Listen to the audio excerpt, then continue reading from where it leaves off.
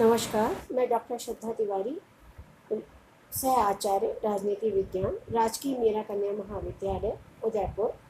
बच्चों, आज हम सेकेंड ईयर का सेकेंड पेपर का उपराष्ट्रवाद पर चर्चा करेंगे।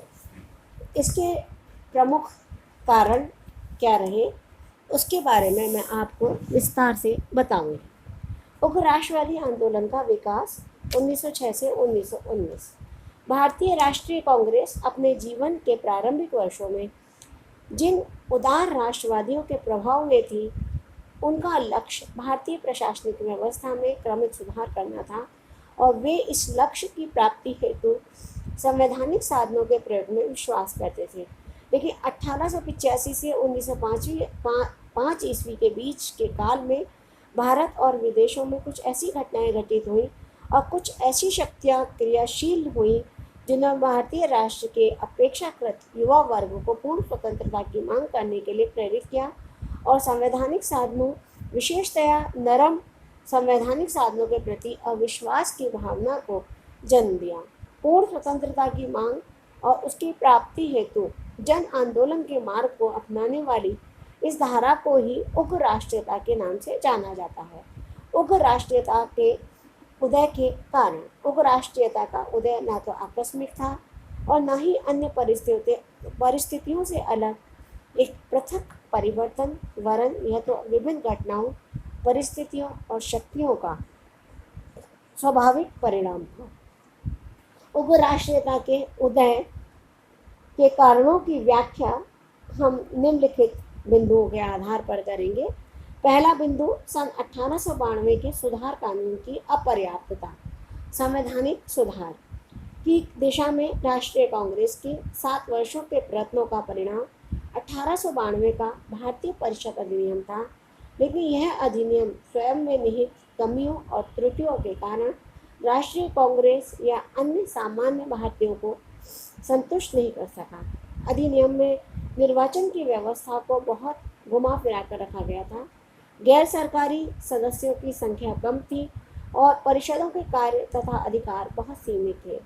अधिनियम की उपयुक्त त्रुटियों के कारण संवैधानिक पद्धति के आधार पर कुछ प्राप्त करने की आशा समाप्त हो गई और अब कांग्रेस के अंदर तथा बाहर एक ऐसे वर्ग का जन्म हुआ जो क्रमिक सुधार एवं परिवर्तन के लिए प्रार्थना के मार्ग को अपनाने की जगह आंदोलन के मार्ग को अपनाने पर जोर देते थे। दूसरा पॉइंट है धार्मिक पुनरुत्थान और सांस्कृतिक नवजागरण। कांग्रेस के प्रारंभिक नेता पाश्चात्य शिक्षा से प्रभावित थे और अपनी मानसिक पृष्ठभूमि के कारण ब्रिटिश शासन को भारत के हित में मानते थे। लेकिन कालांतर में धार्मिक पुनरुत्थान के परिणाम स्वरूप कांग्रेस में ही एक ऐसे वर्ग का जन्म हुआ जो भारतीय धर्म, सभ्यता और संस्कृति के गौरव से परिचित था और जिसका विश्वास विदेशी शासन की समाप्ति में। स्वामी विवेकानंद ने 1893 के शिकागो सर्वधर्म सम्मेलन में हिंदू धर्म की विजय दुदंभी बजाई थी और अरविंद घोष तथा तिलक आदि उग्र राष्ट्रवादी नेता धार्मिक पुनरुत्थान के परिणाम थे। अरविंद घोष ने कहा था, स्वाधीनता हमारा लक्ष्य है और हिंदुत्व ही हमारी यह आकांक्षा पूरी कर सकते हैं।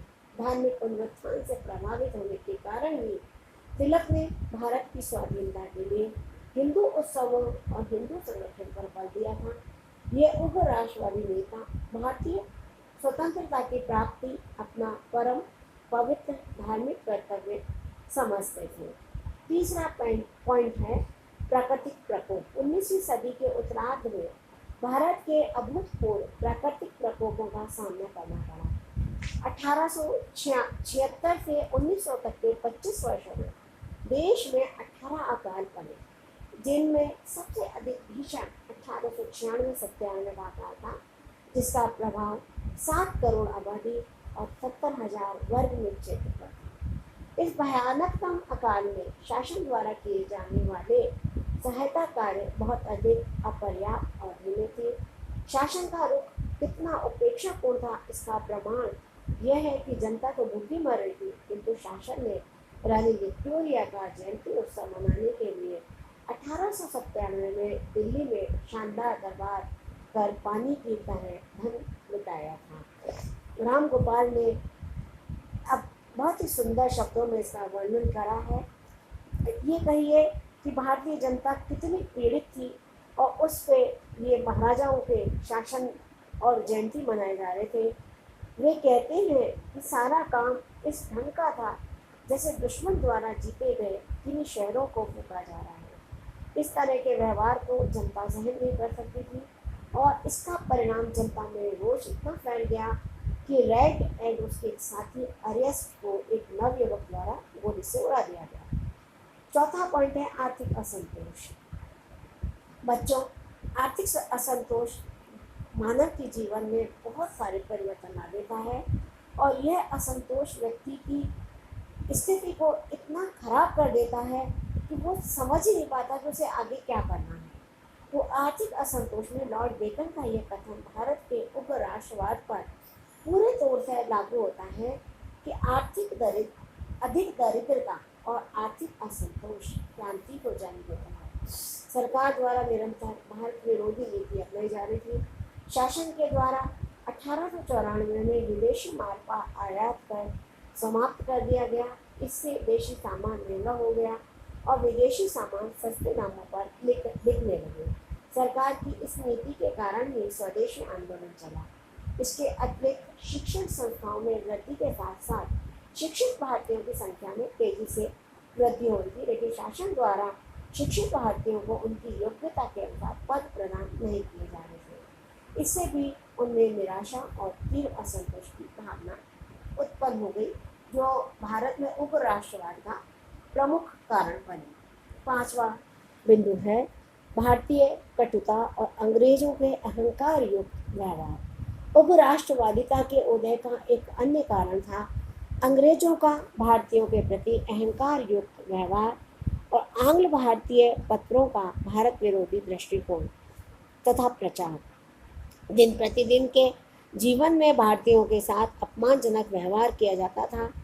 अनेक बार ब्रिटिश सैनिकों और अन्य व्यक्तियों ने भारतीयों के साथ घातक मारपीट की और कई बार आहत व्यक्तियों मर भी गए, लेकिन अंग्रेज अधिकारी दंड से बच गए तथा उन्हें बिल्कुल साधारण सा दंड दिया गया। लॉर्ड रोनाल्ड अपनी पुस्तक में इस प्रकार की 2 घटनाओं के उदाहरण देते हैं। और अगला पॉइंट है विदेशों में भारतीयों के साथ दुर्व्यवहार। ब्रिटिश उपनिवेशों विशेषकर नेपाल और दक्षिण अफ्रीका में भारतीयों के साथ किया जाने वाला दुर्व्यवहार असंतोष का एक अन्य कारण था। इस दुर्व्यवहार के कारण 1903 में दक्षिण अफ्रीका से लौटकर डॉक्टर BS मुंजे ने दुखपूर्वक कहा था कि हमारे शासक इस बात पर विश्वास नहीं करते कि हम भी मनुष्य हैं। भारतीयों के द्वारा यह अनुभव किया गया कि उन भारतीयों के साथ भारत राष्ट्र की पराधीनता के कारण ही दुर्व्यवहार किया जा रहा है और इसकी समाप्ति का एकमात्र उपाय भारत के लिए स्वतंत्रता की प्राप्ति। 7वां पॉइंट है पश्चिम के क्रांतिकारी विचारों का प्रभाव। जब भारतीयों ने अंग्रेजी भाषा और पाश्चात्य शिक्षा पद्धति के माध्यम से मैजिनी, वर्क, गैरिबाल्डी और वॉशिंगटन के स्वतंत्रता के लिए प्रेरित करने वाले भाषण पढ़े, अमेरिका का स्वतंत्रता युद्ध, आयरलैंड का संघर्ष, इंग्लैंड की गौरवपूर्ण क्रांति का इतिहास पढ़ा, तो वे स्वतंत्रता की ओर बढ़े और उनके द्वारा उपराष्ट्रीयता का मार्ग अपना लिया गया। सबसे महत्वपूर्ण हमारा अगला पॉइंट है बाल, लाल और पाल का नेतृत्व। उपराष्ट्रीयता के उदय में बाल गंगाधर तिलक, लाला लाजपत राय और विपिन चंद्र पाल का नेतृत्व एक अत्यंत महत्वपूर्ण कारण था। ये नेता अटूट देशभक्त और ब्रिटिश शासन के कट्टर शत्रु थे। तिलक कहा करते थे, स्वतंत्रता मेरा जन्मसिद्ध अधिकार है और मैं इसे लेकर रहूँगा। ये जो नारा तिलक ने दिया उसने संपूर्ण भारत राष्ट्र को प्रेरित किया और एक महत्वपूर्ण कदम के रूप में स्वाधीनता आंदोलन के लिए अग्रसर होकर के लोगों ने इसको प्राप्त करने का प्रयास किया। हमारा उद्देश्य आत्मविश्वास है, भिक्षावृत्ति नहीं है। लाला लाजपत राय ने अपनी सशक्त वाणी में कहा, अंग्रेज भिखारी से सबसे अधिक घृणा करते हैं और मैं सोचता हूँ कि भिखारी घृणा का पात्र है भी। अतः हमारा यह कर्तव्य है कि हम सिद्ध कर दें कि हम भिखारी नहीं हैं। कहने का अभिप्राय ये था लाला लाजपत राय का कि हम भिखारी नहीं हैं और हम भीख नहीं मांगेंगे और हमारे स्वाधीनता आंदोलन को आगे बढ़ा करके अपने देश को स्वतंत्र कराने का प्रयास करेंगे। और इस बाल पाल और लाल के नेतृत्व में जो एक उग्रवादी विचारधारा को जन्म दिया, उसने भारतीय स्वाधीनता आंदोलन को एक नई दिशा प्रदान करी। इन नेताओं ने भिक्षावृत्ति का मार्ग त्याग कर आंदोलन का मार्ग अपनाने पर जोर दिया और महाराष्ट्र, पंजाब, बंगाल तथा अन्य क्षेत्रों में जागृति की अपूर्व लहर उत्पन्न कर दी। अगला पॉइंट है लॉर्ड कर्जन का प्रतिक्रियावादी शासन। भारत में उग्र राष्ट्रवाद के उदय के लिए यदि कोई एक कारण सबसे अधिक प्रमुख रूप से उत्तरदायी कहा जा सकता है तो वह है लॉर्ड कर्जन का प्रतिक्रियावादी शासन। इंद्र विद्या वाचस्पति के शब्दों में 1898 से 1905 तक भारत के गवर्नर जनरल के रूप में नौकरशाही के साक्षात प्रतिरूप लॉर्ड कर्जन ने ब्रिटिश राज्य के लिए वही कार्य किया जो मुगल साम्राज्य के लिए औरंगजेब ने किया। लॉर्ड कर्जन ने 1891 में कलकत्ता कॉरपोरेशन अधिनियम पास कर कॉरपोरेशन में भारतीयों की संख्या घटाकर आधी कर दी। इसी प्रकार 1904 में भारतीय विश्वविद्यालय अधिनियम पास कर विश्वविद्यालय की सीनेट और सिंडिकेट में भारतीयों का प्रतिनिधित्व कम कर दिया। लॉर्ड कर्जन विजयों और शान शौकत में विश्वास करते थे, इसलिए उन्होंने निर्धन जनता पर ज़्यादा से ज़्यादा कर लगाए और इस धनराशि को सेना पर व्यय कर दिया। इस प्रकार लॉर्ड कर्जन की यह जो नीति थी उसने भारतीयों में एक उग्रता का जन्म दिया। भारतीय लोग शासन का उत्तरदायित्व संभालने के लिए सर्वथा अयोग्य हैं, ऐसा लॉर्ड कर्जन का मत था। 1905 में कलकत्ता विश्वविद्यालय के कुलपति पद से दिए गए दीक्षांत भाषण में उन्होंने कहा कि भारतीयों में सत्य के प्रति आस्था नहीं है और वास्तव में भारतवर्ष में सत्य को कभी आदर्श माना ही नहीं गया है। उन्होंने कहा, भारत राष्ट्र नाम की कोई वस्तु नहीं है। लॉर्ड कर्जन द्वारा व्यक्त किए गए एक अपमानजनक शब्दों का विरोध करने के लिए एनी बेसेंट ने बहुत तीर और तीखे शब्दों में उसका जवाब दिया। सारा भारत राष्ट्र एक व्यक्ति के रूप में उठ खड़ा हुआ। बंगाल का विभाजन 1905 लॉर्ड कर्जन का सबसे बड़ा मूर्खतापूर्ण कार्य था। 16 अक्टूबर 1905 को किया गया बंगाल का विभाजन था।